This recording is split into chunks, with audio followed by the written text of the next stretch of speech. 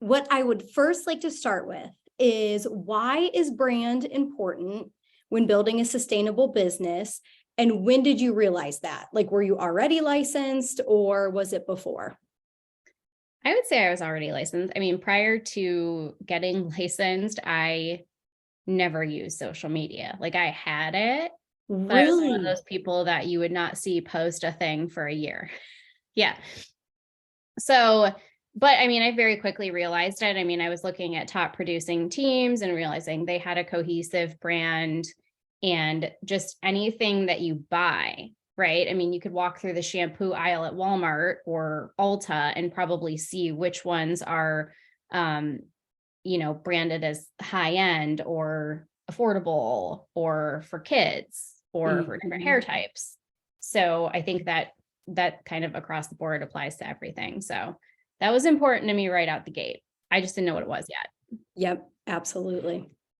Now, I didn't send you this one, but what is your favorite platform to post on, or like which one has brought you maybe most real estate success? So we talked about this earlier. I'm trying to figure out which one's my favorite exactly. I would say Facebook has probably brought me the most. Oh, interesting. Okay. Yeah. So a combination of people I went to school with or worked with at some point. I was in the service industry for 13 years. So I've sold homes to or for almost every manager I ever had in that industry. Like right now, we've got one under contract with one of my buyer's agents. So a lot of just remaining top of mind on Facebook has brought a lot of people. And then, I've spread through friend groups and workplaces. My favorite, I'm going to say it's a tie between Instagram and TikTok. And it's a tie because I enjoy both, but they're complete opposites. So Instagram, it's the highlight reel, right? Like everybody tries to post their best things on Instagram. And TikTok's kind of the opposite. It's like celebrating the imperfection. And it's interesting because that's actually coming back in Instagram. I don't know if you've ever seen those jokes about like Gen Z posting the pictures where they look the worst. It's becoming a lot more candid. And I think TikTok is causing that. So it's a tie. Sure. Hey, Janice. That's super interesting that you say that. Back to I want to circle back around to Facebook. When staying top of mind is what has brought you business, do you think, like, were you posting, because I realized that you post kind of like different things on each platform. What were you posting on Facebook? Like, do you do combination of personal and business, or do you do just business posts? What's that look like on Facebook? Yeah. So I think if I just post business, I will start to sound like the teacher in Charlie Brown, and people will just kind of glaze over it. Same thing if it's a lot of the same. So I try to keep it interesting. Facebook is an algorithm. So if you have engagement, it's going to continue showing your feed to more people that you're friends with or that you know. So yeah, I try to keep it like 50-50. If I've had a couple business posts in a row, I will post something non-business related. And I try to like share stories, right? So if I sell a house, for instance, to somebody I went to high school with, I will share that picture and talk about how much I enjoy reconnecting with people through my job and seeing them at different stages of life. And I think that kind of sets the tone to make other people comfortable reaching out to me for that as well. And, because we're in our 30s now. So some of these people I haven't talked to in 5-10 years. So, yeah, I think it's good to have a mix, and you can't really just do all one or the other, because you want to be an accessible, down to earth person as well as the real estate agent. One more question with that. Do you ever, I feel like I'm a grandma here, and I'm really, really trying to up my Instagram presence and TikTok, but I had for a really long time only used Facebook or Instagram, or even like one or the other. Do you think it is a bad decision? Like oftentimes I'll post on Facebook and share on Instagram. Do you think that those should be two different types of posts, or is it okay that they're both the same? Does that make sense? I think it's okay that they're both the same, but I don't do it like every single time. So, Mhm. trying to think of an example. Like there's definitely things I post on some platforms that are not on all of them. And some of them actually will read that. So if you download like a TikTok, for instance, and it's got the TikTok watermark on it and upload it into Reels, it's not going to be playing Oh, because okay. that's their competition. So they've got that off. And if you have like your Reels monetized, they won't monetize it if it has someone else's watermark on it. So these platforms are like constantly shifting to see if it's something that's been on something else already. Another thing that I've learned recently is that Instagram they don't push things as much that have words on them. So all of our Oh, Canva things that say, just listed with information, they are not getting pushed into the algorithm as much on Instagram, but they still are more so on things like Facebook. So you'll see like our just listed posts on Instagram are typically just a photo feed of the house now because we want them to get out there. yeah, that's fascinating, actually. Um, so to do all this, like I would call somebody very creative. Would you describe yourself as a creative person, or is there somebody helping you with your content?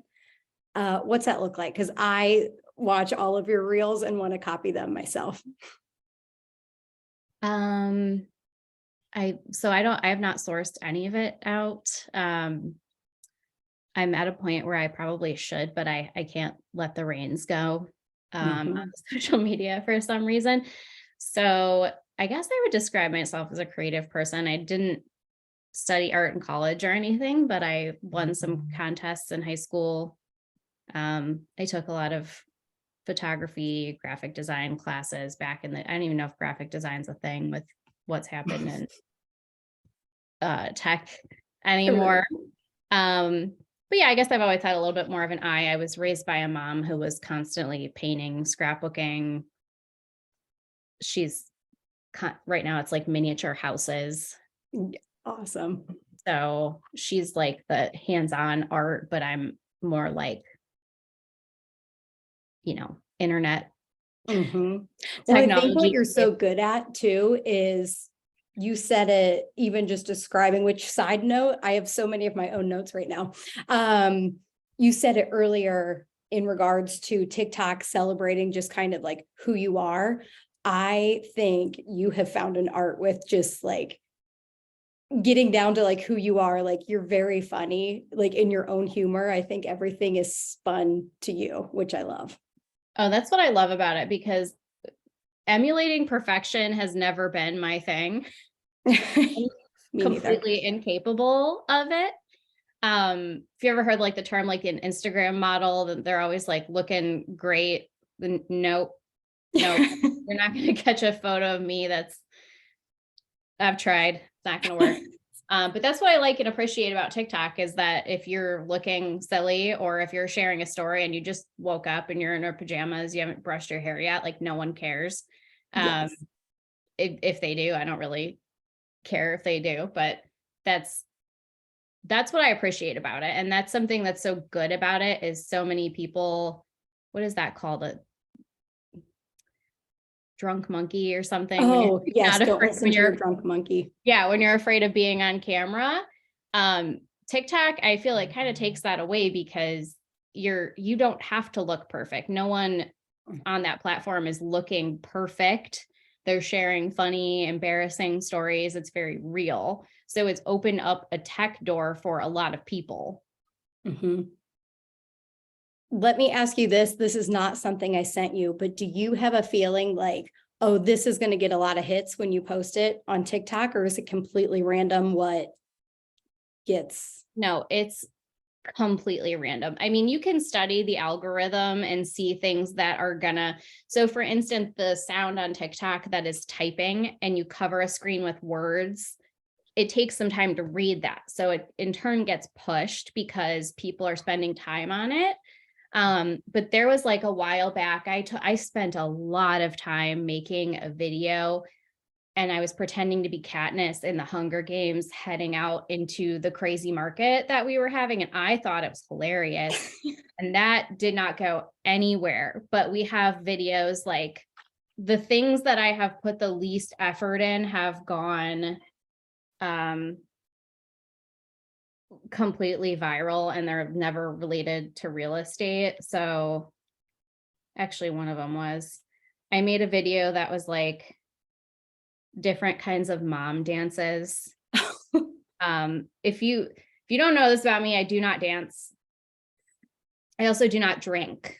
Okay. Historically, I could only dance if I had a cocktail. So I haven't found her yet. But if I do dance, it's a joke. So like mom dancing is one of those things that I think I do that is funny that can get me past that. But so that went really popular. I had one, it says, me watching the girls on Selling Sunset walk into a $10 million house with heels, knowing I would be fired immediately from a $10 million seller if I wore heels in their home here in Ohio. Wow, That's just crazy. That's it.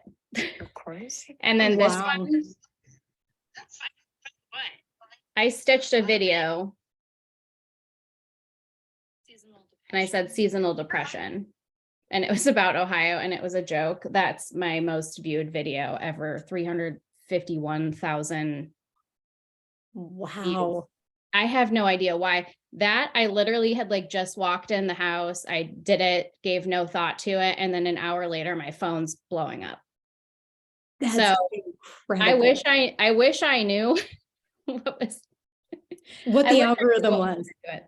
Yeah, but it's really a combination of, you've got to use trending sounds, trending hashtags, you got to post it at the right time. You have to make it short enough that people are going to watch the whole thing. It's got to grab attention immediately. So,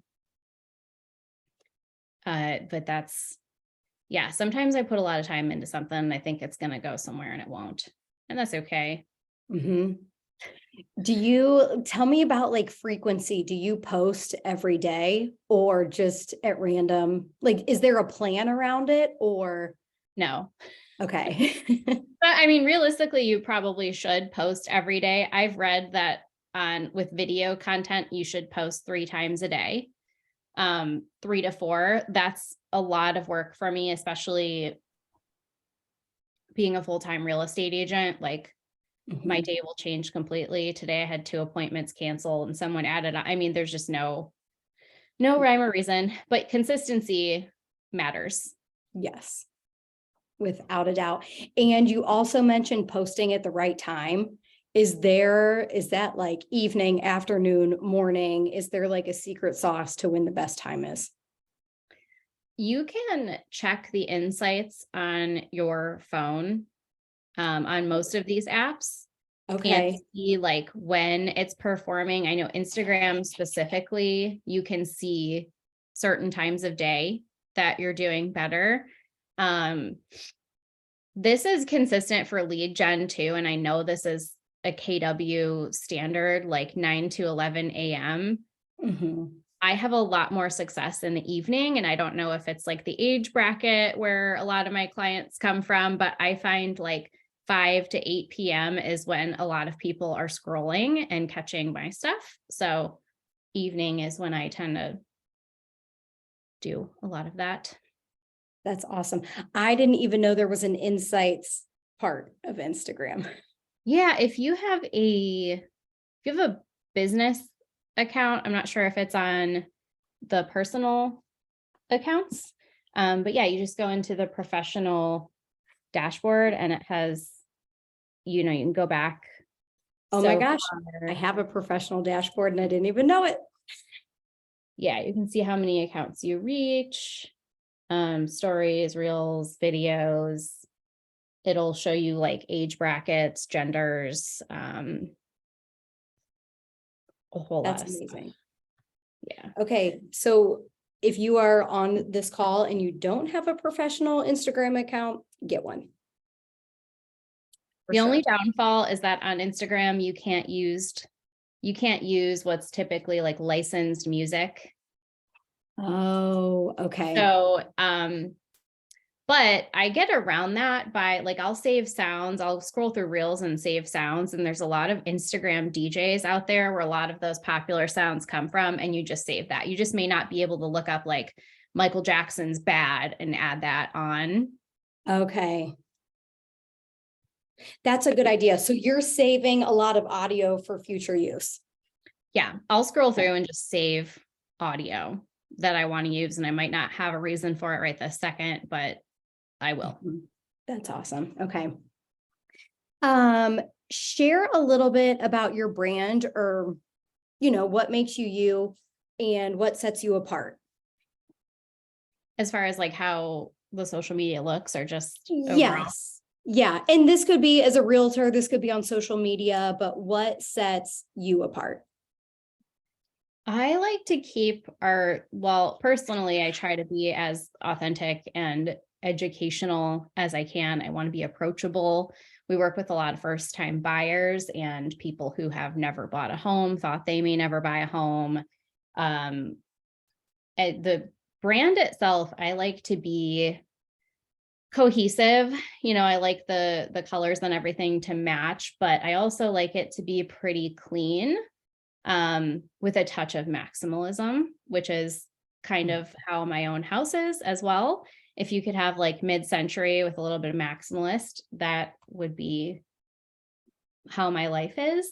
But I also think, your personality kind of shines through it. So for me personally, things like cursive fonts, like things that look very like feminine, are not my favorite, but I love pink. To be at like, I'll throw like pink curtains in a room with a dark paint color, like things like that. So, and I want it to just kind of look a little bit different, so if you're going on Etsy and seeing what everyone else is buying as far as templates go, I'm probably not going to go that route, and just try to do something else. Mm-hmm. You go against the grain. Let me ask you this, Carly, how important when you said font and cohesive, do you try and like what you use in your marketing material or listing presentation, do you use that same like color scheme and font in social media posting, or? I do. Okay. I do. And you can add, like you can save your branding kit in Canva, for instance, and have all of those things available. You can also, use a template or buy a template, and you don't have to stick with anything on it. You can change the colors, you can change the fonts. So you don't have to be starting from scratch and creating things. Right. But yeah, most of our printed stuff matches our presentations, our social media. That's great. I was never good at that. I feel like it takes time to get everything streamlined, but I love it when it is. It does. Let And I'll me go ask in you and this. change What was up. that? It takes time, and I'll go, like, if I find a font I like better than one I've been using, I will literally take an hour and go in and change it on everything. You will see, that is awesome. I would write that down if you're watching. Like, I think that's huge. Random question. Do you market your agents, or is that something like you let them market themselves? And then even like in addition to that, what advice would you give to other agents? Like, do you think they should always be, should their social presence be advertising their team, or should they kind of have their own brand, own mini personality inside of that? Yeah, every team is different in that way. And some people are drawn to a team because they don't want to do that on their own. So That's true. I'm a little relaxed with my team with that rule. And what I how I basically describe it is that you can have your own business page, your own Instagram. You're going to have the links to all of my templates. So if you want to edit them to match for you more than they do for me, you can. If you want to create some of your own materials, you can. Make sure they're compliant, and I'll probably have a look at them. But as far as the team goes, I tell them it has to be at least sprinkled. It doesn't have to be frosted. So not every single post has to have the team all over it, but it has to be evident, if that makes sense. So that's kind of how I feel. And then I try to make sure that their deals reflect, that they're working them on our team social media. And it's actually on my to-do list. We were doing Meet the Team Monday for a while. It's kind of fallen off, but That's a great idea. we're going to go back to that a little bit. I love that.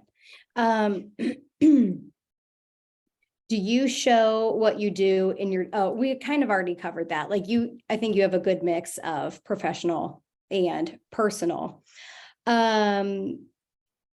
What advice, well, we talked about this a little bit, but if somebody is on this and watching, like what advice would you give to them to start growing their business via social media? Like if they've never gotten a lead through social media, what's the easiest? Is it consistency? What can they do to start getting leads via social media? I would say be consistent, post things that are going to have engagement on them. That may not be business. That may be, would you prefer a patio or a fireplace, or even something as simple as like, it's National Dog Day. Let me see your furry friends. Like that kind of stuff is always helpful. And also go in every day, scroll through your friends list, pick like 5 to 10 people, and you're going to go through there because these things are algorithms, right? And you're going to see, oh, I haven't seen that person's post in a while. I haven't seen that. Go in and don't be a creep and scroll back 6 months, right? But like a recent post or leave a comment. Oh, this person got engaged. Congratulate them. They had a grandchild. Congratulate them. It doesn't have to be messaging them like, hey, I just got into real estate. They're going to see you like something. They're going to realize, I haven't seen Jill in a while. What's she up to? And they're going to go to your page and see all the awesome things that you're doing in real estate and how much you love it. And it takes some time, but that's the art and the science of sort of what I've done on social media. That is amazing advice. Like I actually have that starred, and I had to get my notebook too, because on the page of paper I have, I'm running out of room. I love that. The engagement I think is huge. Even polls and stories. Do you use those a lot? Just so people respond? Sometimes. Yeah. So you already said you don't necessarily follow a social media calendar. How are you staying consistent? Like, do you post every day? And what is bringing consistency to your business with social media? I don't know that I make like a full post every day. I try to post at least like stories every day.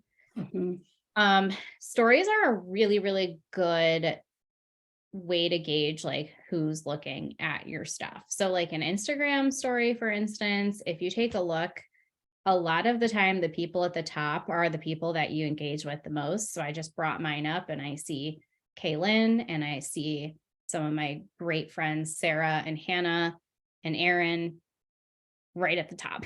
So these are people that you're seeing a lot, and you'll see if you've recently, popped up into someone's feed that hasn't looked in a while. Maybe you go like one of their recent photos, and you'll see people. You'll see your clients look on there, so be mindful of that. I see it. Do you friend your clients right away? Like, do you do it? I'm sure you friend them, but do you do it like when meeting them? Do you wait until the transaction's closed? What's that look like? I don't friend them. If they want to friend me, they can. Okay. That is, and I tell them that too. So like our presentations, they have social media, the team and myself, and I say, an open book. If you want to look me up, if you want to add me, you're welcome to do it. I don't ask them for theirs. I don't know. I just never know how people are going to feel about that, I guess.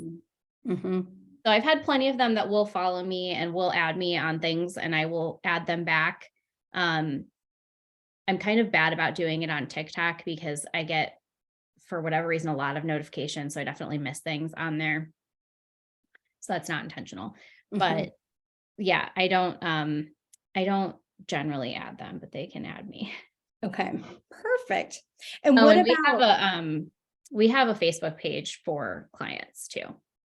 oh, that's This, awesome. Like a very yeah, important client type of thing. yeah. We took that idea directly from Jeff Glover. I'm trying to get better about using it.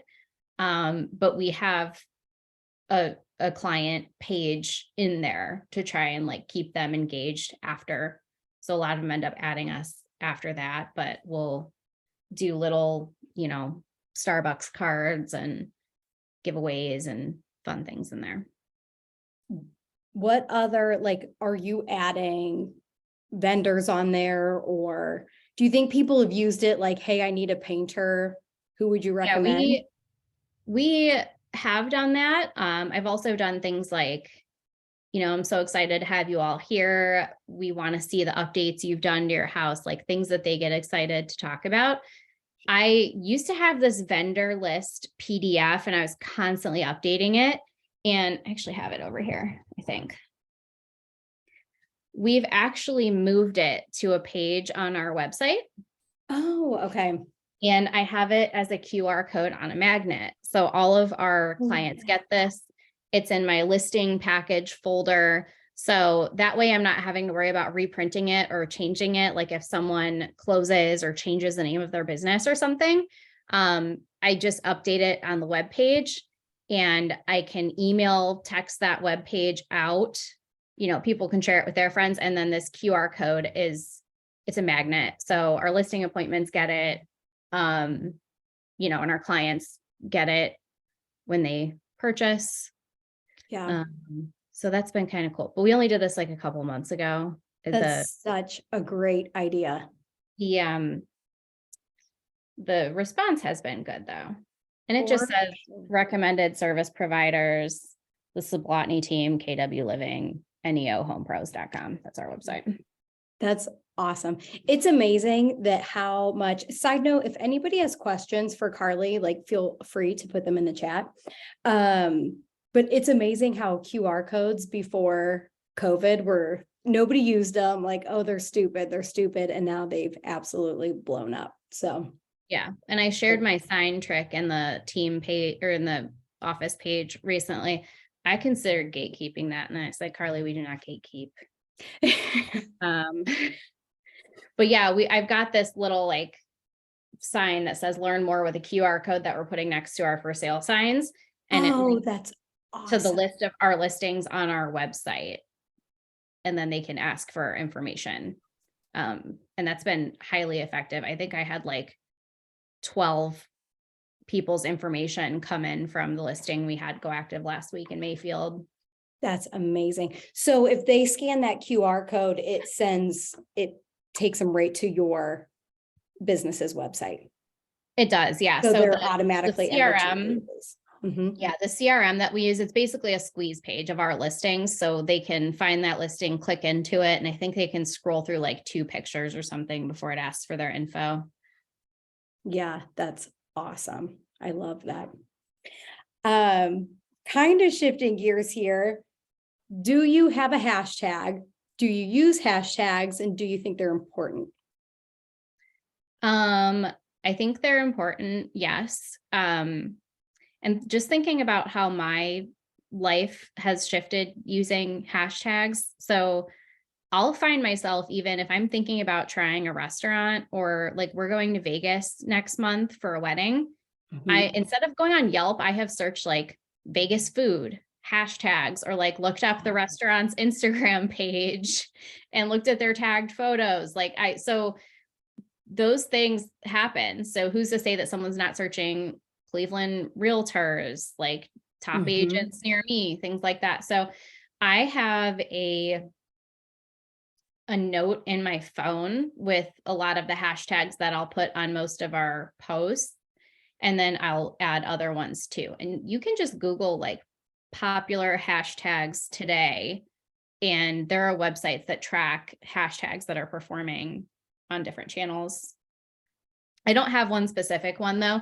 That's one thing that's on my list for this year. So I never wanted my team name to be my last name because it's difficult to say, spell, pronounce, and remember. But at the same time, when I was starting the team, I was limited in time because I was moving companies and I just didn't have anything better, but I think I have one now. So that may come with a hashtag. We'll see. Oh, that's exciting. I can't wait to see what's to come with that. That's awesome. I feel like something that crossed my mind too, saying how, if you're traveling somewhere and you'll look up Vegas food. I also did that not too long ago. We were in Austin and I didn't know anything about Austin. So I think I went to TikTok and like searched Austin and found like the best restaurants and stuff.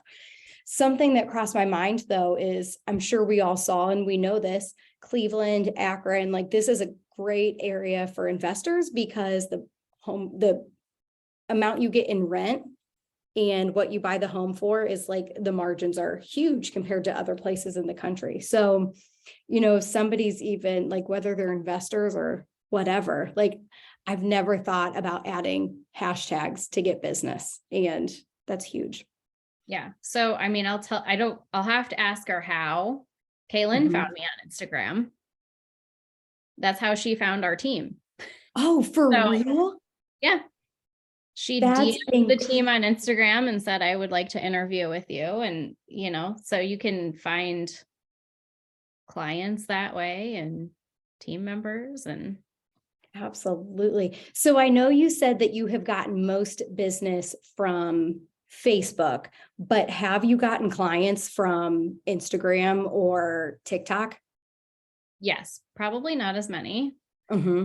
but I have. And I'll have people like message me on Instagram and say, I found you on TikTok talking about rent to own. What's this about? Can we talk about it? Some of it's spam. Mm-hmm. Oh, it's real. So Yeah. we've had like a few. Yeah. And something I think that is beautiful about social media, especially with the bigger creators, and there's some loan officers that are huge on TikTok. Think about the opportunity for referral business. Mm-hmm. If you create a following over educating people on home ownership, that's not completely useful that they're all over the place because they're comfortable with you and they'll reach out to you and say, hey, I'm in North Dakota. Can you help me? Mm-hmm. And we can refer people out that way.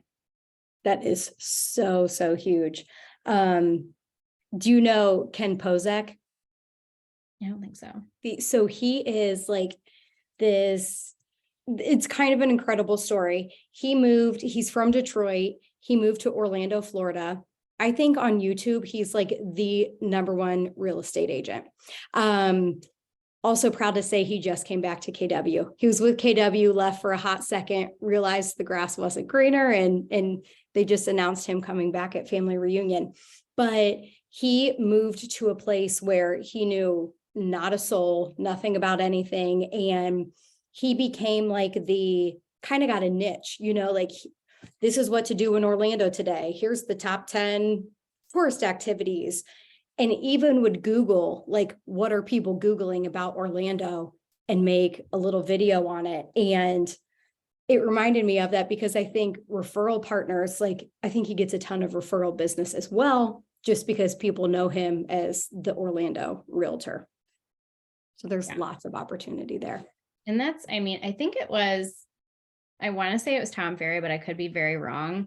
A year or two ago, the ghost realtor experiment, they surveyed this entire town and asked who the top realtor was, and they all gave varying answers. And then they started buying billboards, shopping carts, sending out mailers of this fake real estate agent. And then they went back and surveyed all of the people, and like 90% of them said that that was the top realtor in the area. That's crazy. That's crazy. And that tells you how perception's everything. And I would like to know, even just personally, I had I don't know, like even when I first started and I wasn't doing great as an agent, or I didn't have a ton of business, and maybe I shared my team's post or somebody in my brokerage's listing or whatever it may be, people would always be like, Jill, you are doing so good. I love watching you on Facebook. And I'm like, really, I'm not, but perceptions, Yeah. everything. I get a lot of that. I had a friend I used to work with in the restaurant industry. I'm thinking of that,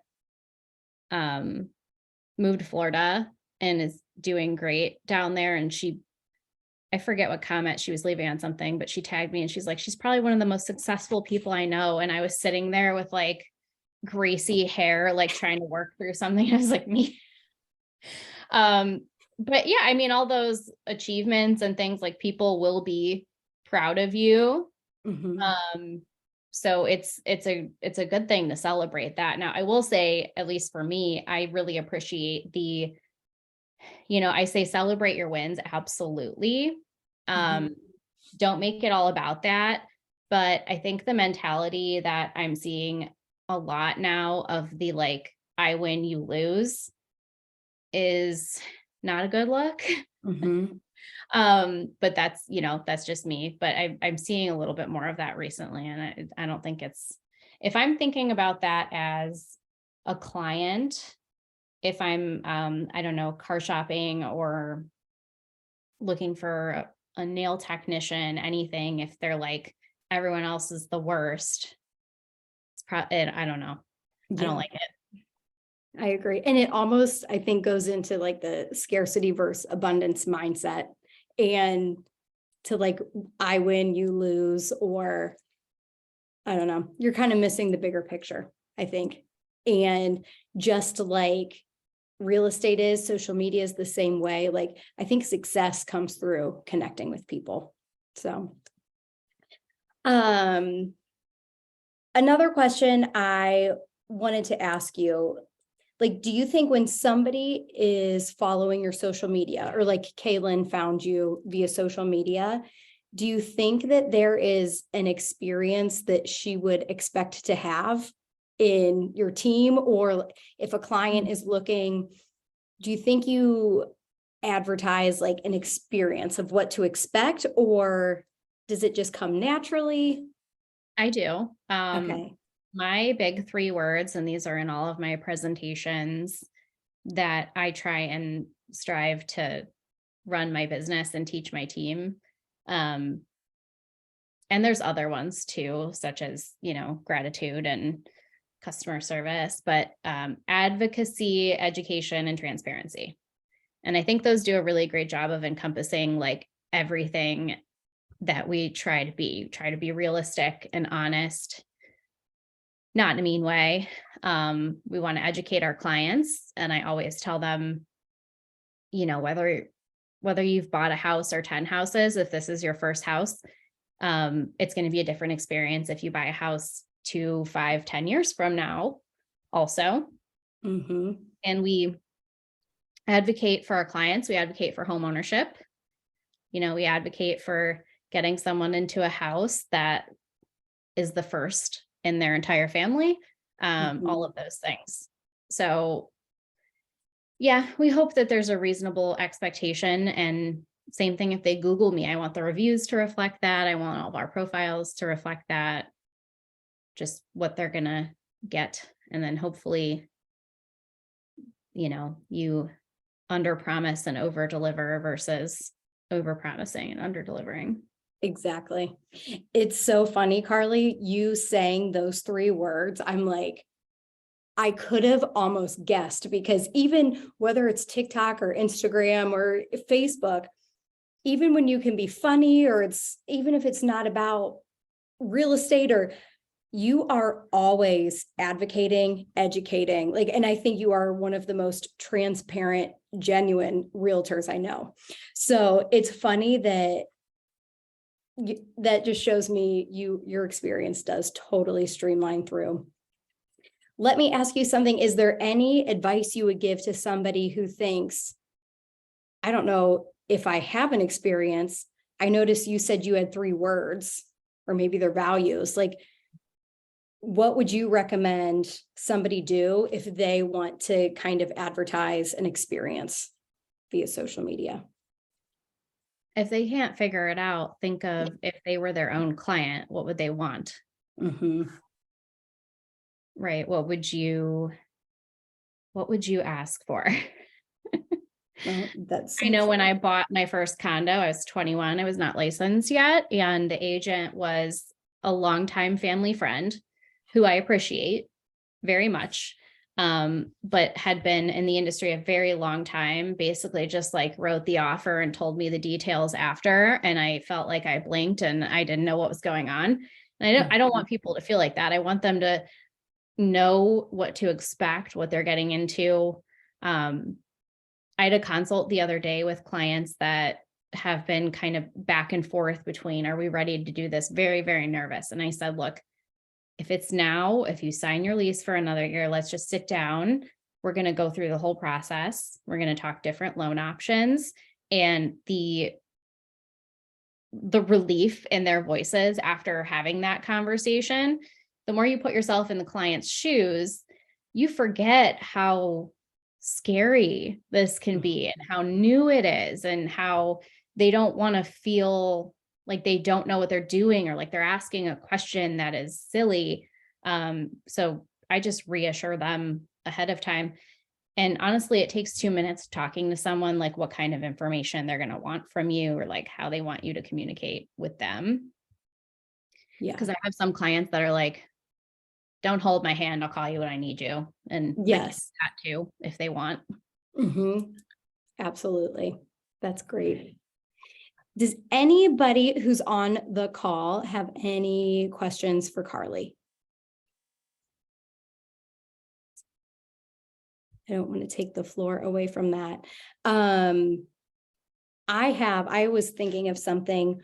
When did because I feel like your social media, since I've known you, has always been big. Was there a point in your career that like it changed and it really grew? And what would you attribute that to? That's a great question. I think I had really, gone from someone who doesn't post to like adjusting to posting regularly. I kind of realized that happened after the fact. And I still struggle. I would say like I'm very open and transparent, but I'm also very quiet with like my actual life, if that makes sense. So like I had in real estate, Nick and I have been together for a couple of years now, and people know about that. I had a whole boyfriend for like 2 years that I just did not discuss because I The just world didn't even know. I did not put people in my life whatsoever. And you'll have people who their brand is more like they'll put everything out there. That stuff is tough for me. Anything that is not like surface level. And I think there's a limit, right? Like we don't want to put everything out there. That's tough for me. So I actually feel like as I got a little bit more open, there was a little bit of a shift there. Like people were like, oh, she's not just a real estate agent. She has a life too. She has friends and family. And yeah, so when I started putting a little bit more personal and personality into my posts, I felt like it grew a little bit. In the beginning of the pandemic, when I discovered TikTok, I had my first like viral post. It had a typo in it. Seriously. Yeah, I didn't say a word, and it was like a sound that was there. I spelled millennial wrong. When up until recently, TikTok did not autocorrect typos, which is something that we've all grown accustomed to. This got a ton of views on it. Made no sense to me. And it had nothing to do with business. And then I had, over 2,000 people on there, which was more than I'd ever had on any social media. And I was like, what do I do with this? I guess I will just shoot my shot. Yeah. See what happens. Absolutely. So moral of the story is behind that, that's so interesting. The more that you are open, vulnerable yourself, the more business seems to come. Because people Yeah. want to know they're dealing with. Yeah. And I think being generally positive too. I mean, if you emit negativity at all times, Mm-hmm. not the best thing. Not that, you shouldn't share losses that happen and things, but I don't know. If I'm thinking about using someone and I look at their post and they're complaining about the president and then the line at the grocery store and then this and I'm like, that's gonna, in my mind, probably say, Mm-hmm. Absolutely. I just was on somebody's call. They were wrapping up family reunion, and she said one of her biggest takeaways, and I forget who talked about it, but they said, if you are not using happiness in your marketing, like, you are going to be left behind. Like, people want to feel good. Exactly what you're saying. Like, they want positivity. They want happiness. Because if you feel good, happiness is contagious, and so is negativity. So, and starting your day with that abundance and gratitude. Even, the last couple of months, I had some moments where I was like, man, I'm a little bored. The market's kind of slow. I don't know if I like this. And then thinking back, not all that long ago, when I was waiting tables 365 days a year, Christmas Day, everything, and wanting out and like couldn't keep weight on because I was so stressed out. If I told that girl what I was complaining about today, she'd slap me. mm-hmm. And I have to remind myself of that sometimes. Yes, that is so, so true. I have a question for Carly. Yes, Janice. Yes. So Carly, do you, full transparency. I have a lot of people on Facebook who are just like waiting to be my friend on Facebook because I have not accepted them because I don't really know them. Do you allow everybody onto your page, or what do you do? Great No. question. I have over 900 friend requests. I do too, probably. Are you guys serious?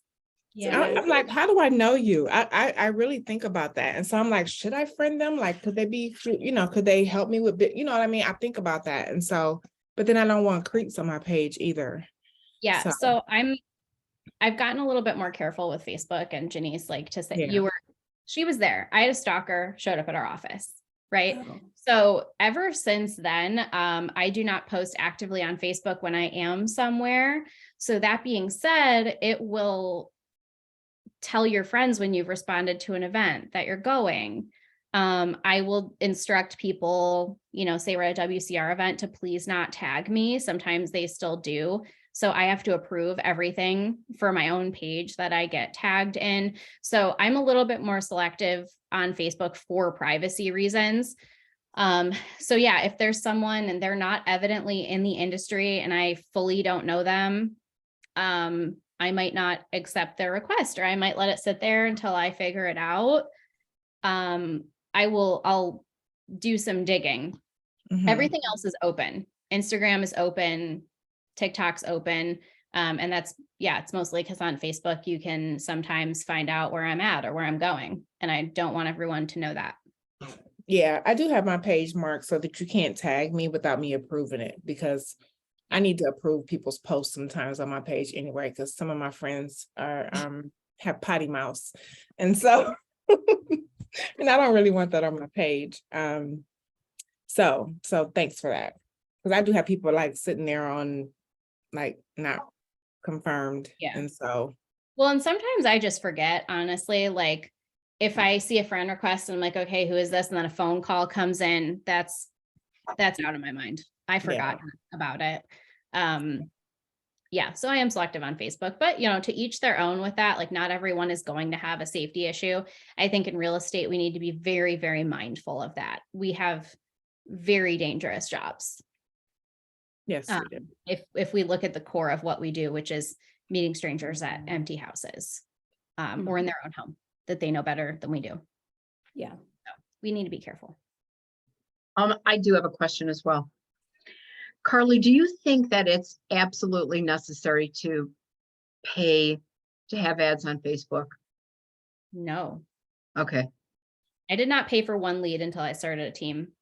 okay. So I used to have some paid ads that I would turn on once in a while. I had one for first time buyers. I had one for sellers for home value, and I had one for rent to own.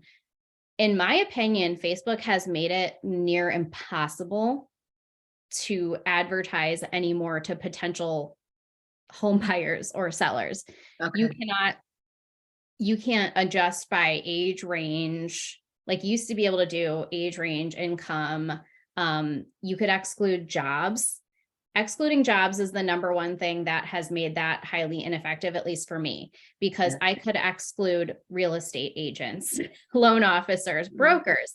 And if you can't do that, if you're making real estate ads, that's who they're displaying to, Mhm. because they're doing the things on their phone and computer that are bringing real estate ads to them. So I don't Okay. think it's necessary. We do a lot of buy sell trade groups, squeeze pages. We utilize Marketplace. If you're not posting your listings on Marketplace, do it. Yes, you're going to have 90 Mhm. people that say, is this available, and don't respond.